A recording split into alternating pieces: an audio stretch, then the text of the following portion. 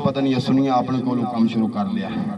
میرے کریم آقا علیہ السلام دا ایک صحابی ہے جدا نام ہے حضرت معاذ بن مالک۔ کی نام ہے؟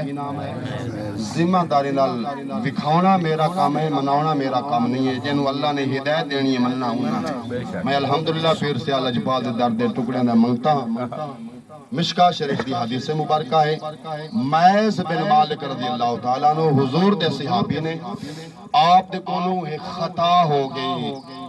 تے جیڑا اللہ دیاں محبوباں کولوں کوئی ایسا کام ہوندا ہے اے سمجھ لیا کرو اے امت واسطے رہنمائی تے امت واسطے سبق ہوندا ہے،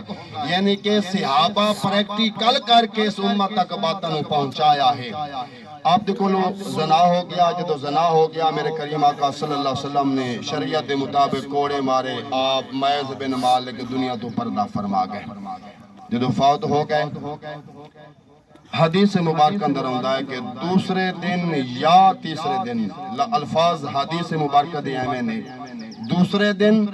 یا تیسرے دن، جس طرح آج اسی تیسرے دن سارے دوست احباب رشتہ دار جمع ہو کے افسوس دی خاطر دعا دے واسطے جمع ہاں، دوسرے دن یا تیسرے دن میرے کریم آقا علیہ السلام حسنین کریمین دے نانا جان جناب محمد مصطفیٰ صلی اللہ علیہ وآلہ وسلم آپ معاذ بن مالک دے گھر اندر تشریف لے کے گئے، جدو کہنا تے صحابہ کرام بیٹھے نے کن نل کن لا کے، جس طرح کوئی بندے کو لو خطا غلطی ہو جائے نا تے بندے بیٹھ کے تے پھر گفتگو کر دینے یارا کم کیسا گندہ ہو گیا انہوں کرنا نہیں سی چاہی دا فلا فلا، ہون صحابہ کرام کن نل کن لا کے منہ نل منہ لا کے تے معاذ بن مالک دا تذکرہ تے ذکر کر رہے نے کہ معاذ بن مالک صحابی ہو کے تے گناہ ہونا نہیں سی چاہی دا۔ میرے کریم آقا علیہ السلام نے جدو یہ بات سنی نا تے آپ نے فرمایا صحابہ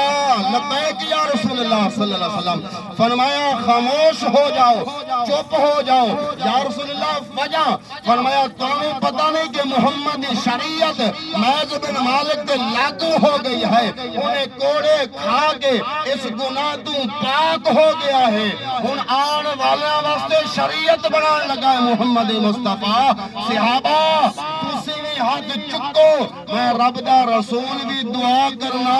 میرا مالک و خالق میرے یار معاذ بن مالک دی قبر جنت دا باغ بنا دے دے۔ تسی بھی دعا کرو، میں بھی دعا کرنا، اے ہے دعا والا سلسلہ، دعا کرنا قرآن و حدیث تو ثابت ہے۔ دعا ہے رب لم یزل اللہ وحدہ لا شریک، میرے مامو جان